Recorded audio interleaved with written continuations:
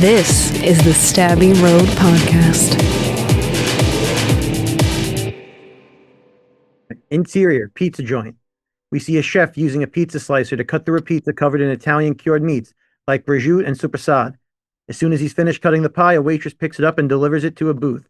Sitting at the booth are Junior, Rocco, and Wayne. Here you go, boys. One Catalina pie. The three guys start eating their pizza and have a conversation. This conversation will likely be a series of close-up shots on each character as they react to what's being said. Well, what's a Catalina pie? I never heard of that. Yeah, it's basically a fancy meat slice. It's named after Catalina Sabatino. Who the hell is Catalina Sabatino? You never heard of Catalina Sabatino? If I heard of Catalina Sabatino, I wouldn't ask who Catalina Sabatino is. She was the wife of the crime boss, Sonny Sabatino. She went missing during the Sabatino Manchiki massacre. You know, it was only the second biggest news story of 2001. Yeah. The camera cuts to an article hanging on the wall of the pizzeria. The headline is dated 5/14/2001 and says Sabatino Mancini Massacre. The subheading is multiple dead, one missing. Well, what happened? Catalina was a missing person. Bitch just up and vanished. They never found the body. Rumor is a Gaba Ghoul got her. What the hell is a Gaba Ghoul? Was she choked on some dude's salami? Pretty close, actually. I can't believe you really don't know about the Gaba Ghoul. How have you never heard of this? What kind of Italian are you? I'm the kind that's from Norway. Oh. Interior, the lab of Victor Sabatino. We flash back to the 1920s. This scene is in black and white. It looks like the laboratory of Victor Frankenstein, but it has some Italian flair. It almost looks like Wario or Waluigi. As the monster is being built, Junior is explaining through a voiceover what is happening. During the Prohibition era, Victor Sabatino was losing power to the Mancini crime family, right?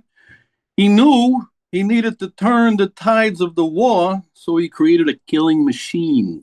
Like Ivan Drago? No, you do not. Something much worse. I mean, he harvested the body parts of the best hitmen around. Yeah.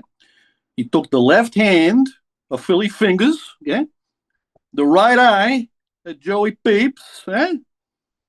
They even say he took the pichadillo of Legs Marinere. He used this monster to rise to power and control of 5 families. There's a record scratch moment and the scene freezes. That's not what I heard. Interior, pizza joint. We cut back to present time in the pizzeria and the camera is focused on Rocco. This is what really happened. Interior of a church sanctuary. We flash back to a room that looks very churchish and we see Victor Sabatino holding rosaries and sitting in front of the candles. This time he looks less like Wario or Waluigi. He is dressed more ornately. We see him cutting his hand with the rosary and bleeding into a wine glass and speaking a rhyme. When he says the rhyme, it's Rocco's voiceover we hear. Story goes that back in the day, when the Medici family was gaining more control, Victor Sabatino made a deal with the devil and traded his soul for power. Now, the Gaba Ghoul can be summoned to do whatever task you want. From what I understand, you pour a glass of red wine and a dash of your own blood and say the rhyme. Gaba Ghoul, I ain't no fool. I need the Gaba Ghoul to rule. Back to the interior of the pizza joint, and we cut back to the pizzeria. It's a 2-shot of Junior and Rocco. Spooky, yeah? Now, what the fuck does this have to do with my pizza? It ends Act 1. Now we go to Act 2, interior pizza joint. The camera is focused on Junior as he begins to explain to Wayne why this is important to his pizza. Over 20 friggin' years ago, Sonny Sabatino started losing power to the Mancinis again. Right? But that wasn't even the worst part. Yeah. Catalina was pickling another dude's gagoots, if you know what I mean. But not just any dude. Joey front and center Mancini. Interior of Sonny Sabatino's home. We cut back to 2001. We're in the home of Sonny. It's a typical Soprano-style gaudy home. Maron, 10 years of marriage, 3 beautiful kids. How could you do this to me? You're trying to ruin my Mother's Day. Joey had me front and center. Fanculo, how could you get into bed with that piece of shit Mancini? How could you do this to the kids? And the dog? Don't you bring the dog into this. You cheated on me first with all those gumas. Billy Green side chick, the diner whore, My grandmother, Dolores. You're no saint, Sonny. Sonny is silent and looks stunned. What's the matter, Sonny? Cat got your dick? Get the hell out of my house. The kids will stay at my mother's. Don't show your face around here no more. Catalina storms out of the room and Sonny takes out his phone and makes a phone call. Get me to Gaba Ghoul. An interior of a dark, mysterious room in the Sabatino house. We cut to the dark room, and one of Sonny's men opens a secret door, and we see a semi-reveal of the Gaba Ghoul. We'll have a jump scare moment here. Then we cut to an exterior at the nighttime outside of Joey's home. We see Joey's home shrouded in darkness of the night. There's a crack of lightning, and we see the Gaba Ghoul rip through the gate of Joey's home. He picks up a stone statue of the Holy Mary, and he beats a goon to death with it. Interior of Joey's kitchen, we cut to a scene in the kitchen of Joey's house. His personal chef is preparing an evening meal, and he has a pot of sauce boiling on the stove. As he is cooking, he is humming That's Amore, and the chef tastes the sauce. For the purposes of keep going, I'll just be the chef real quick. Needs a bit more salt, maybe some basanagol. The chef heads to the fridge to get more ingredients. He opens the door, picks up what he needs, but when he closes it, he comes face to face with the Gaba Ghoul. The ghoul overpowers the chef and drags him over to the pot of boiling sauce. He submerges the chef's head in the sauce, simultaneously drowning him and scalding him to death. The ghoul throws the chef's lifeless body to the floor. The ghoul then walks over to the pot of sauce. He sticks his pinky in the sauce and tastes it. He thinks for a second, cocks his head to the side, and then seasons the sauce with more salt. Next, we cut to an interior hallway next to the kitchen. The ghoul begins to leave the kitchen, and another goon runs straight into him. The goons freak out. He tries to run, but the ghoul catches him. He looks into the eyes and then just snaps his neck. The goon drops to the floor, and he's bleeding from his mouth. The ghoul then bends over and sticks his pinky in the blood coming from this goon's mouth and tastes it. He makes the same thinking face as earlier, cocks his head to the side again, walks back to the counter, grabs the salt, and seasons the dead goon. He then picks up a toaster and proceeds to walk down the hall. We cut to the interior of Joey's bathroom. There is a goon taking a bubble bath. He's playing with a rubber ducky.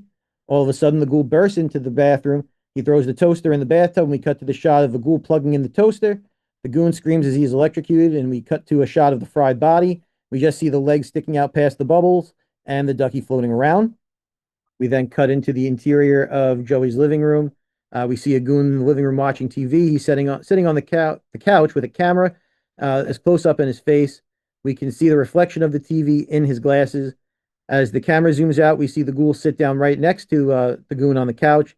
Two look at each other. The goon screams, and then the ghoul takes a plastic covering off the couch and uses it to suffocate the goon. Interior of Joey's bedroom. We cut to Joey and Catalina inside of Joey's bedroom. They very clearly just finished having sex. Joey is in a bathroom, and Catalina is in her sexy pajamas. Catalina is drinking a glass of wine. They are startled by the loud screams of the goons. Catalina drops her wine glass. It shatters, and she cuts her hand. What the hell was that ruckus? Oh no, I know what this is. This is bad. This is very bad. What's bad, Catalina? You want to share the rest of the class?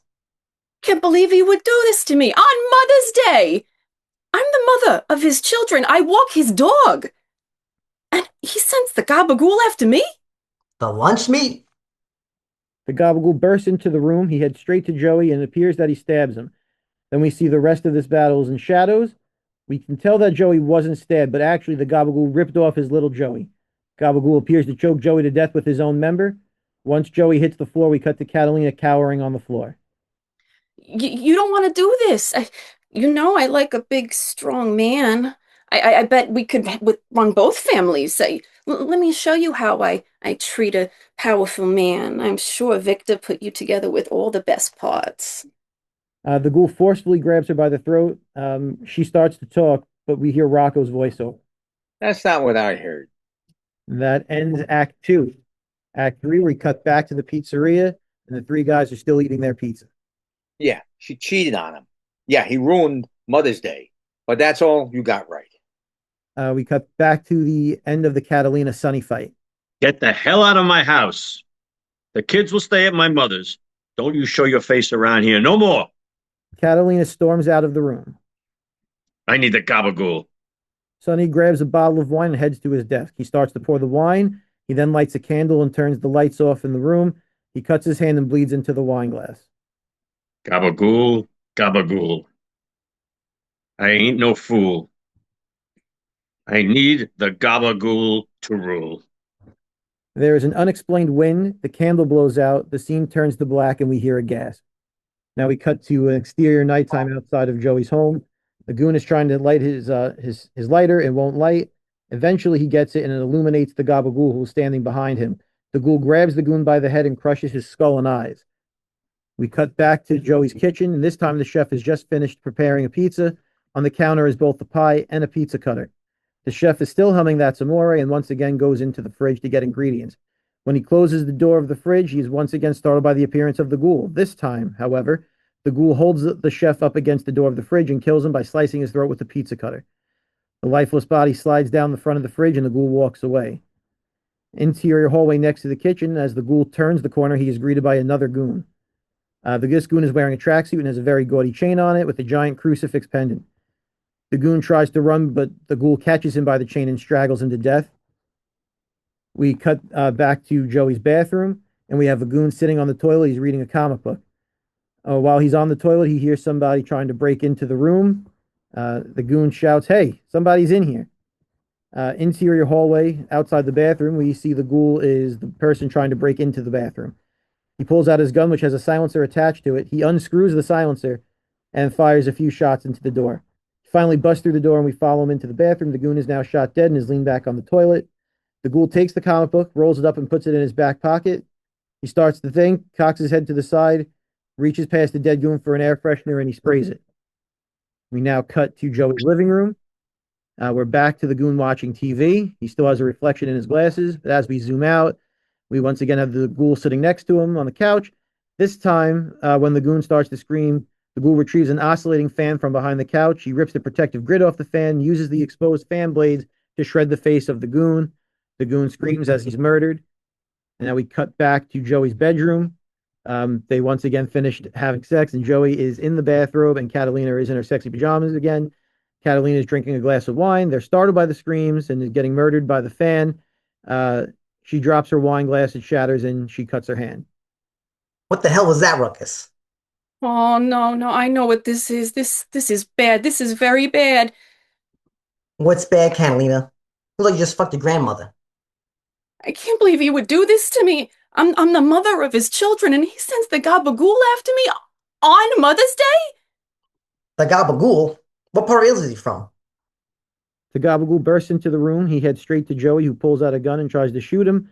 It proves to be futile. Once the clip is empty, Joey throws the gun at the ghoul. This also does nothing. The ghoul approaches Joey. Sweet mother of Jesus. She can't help you now. The ghoul grabs Joey by the head and throws him across the room. Joey shakes it off and runs towards the ghoul, but the ghoul is ready for him. He grabs Joey's oversized Italian horn necklace and stabs him through the heart. He has a very dramatic death scene. The ghoul then turns his attention to Catalina. She is bleeding into the bottle of wine she was drinking post-coitus with Joey. Gaba Ghoul, I ain't no fool. Spare me and I'll help you rule. The ghoul then mouths, "That's not what I heard," but the audience hears the voice of the waitress who originally delivered the Catalina pizza. It's not what I heard. We cut back to the pizzeria and we see the waitress bringing the check to the table. I'll tell you what really happened. We cut back to Sonny Sabatino's home and the argument between Sonny and Catalina. I'm going to Joey's to handle this myself. When I get back, you better be gone. Sonny storms out of the room. This is gonna ruin my Mother's Day. It's time for the Gaba Ghoul. That ends Act 3. At this point, we would have some credits, and then mid-credits, we'll have another scene, which is the interior of a men's room in the pizzeria, and Wayne is at the urinal. Gabba Ghoul, Gabba Ghoul. Those idiots must think I'm a fool. You can kiss my Norwegian ass in a Macy's window. This is all a bunch of Italian bullshit. Wayne is startled by a loud fart that comes from a stall, and then the voice from the stall repeats, "That's not what I heard." And that's the end of the script. Wonderful. The Stabby Road podcast was created by Joe Senna, recording technicians Josh Graydon and Eric Todd. The Stabby Road podcast is a production of Fourth Castle, all rights reserved. See you next week.